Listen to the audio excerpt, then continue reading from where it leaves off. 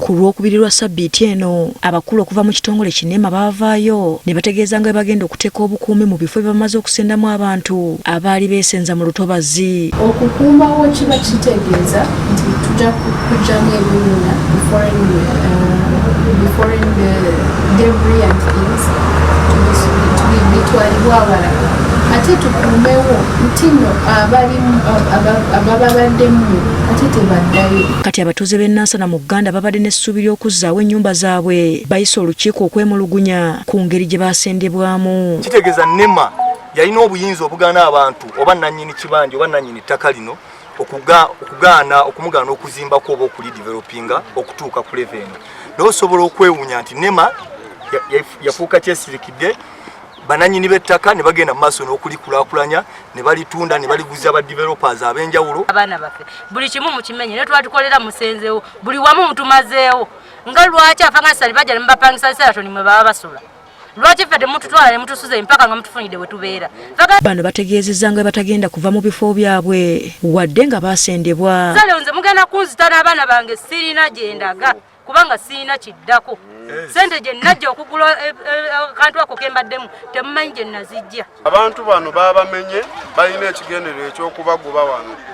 Omuntu yenna ayagala okuyamba abantu bano bayambire wano. Nga bakyakalambidde okuva mu kifo kino tebalina yadde kaabuyonjo kuba zonna zaamenyebwa. Kubanga abantu bano bali mu mbeera nti tebalina kaabuyonjo, tebalina we basula mu tents, basula mu bibaati, ekigenda okubaviiramu essaawa yonna okulaba ng'endwadde nga kolera, endwadde ng'ebifuba, endwadde nga ssenyiga bigenda kujja mu bantu bano. Gavumenti mutungu bayotereza abantu bano basobole okuba nga bafuna ebakyamira.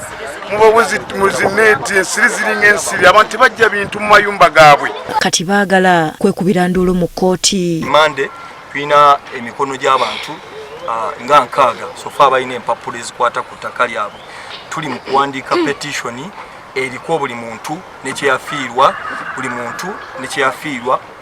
tugitwale mu palamenti mu layini ey'okunoonyeza abantu baffe obwenkanya.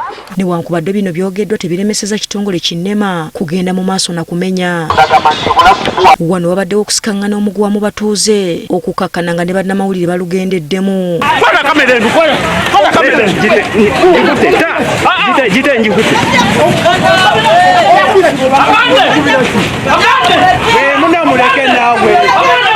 Abakoze effujjo poliisi ebakutte.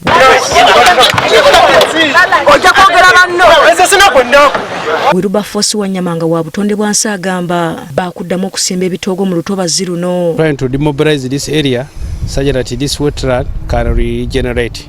Okusenda abagambibwa okwesenza mu lutobazi lwa Lubigi kukyagenda mu maaso.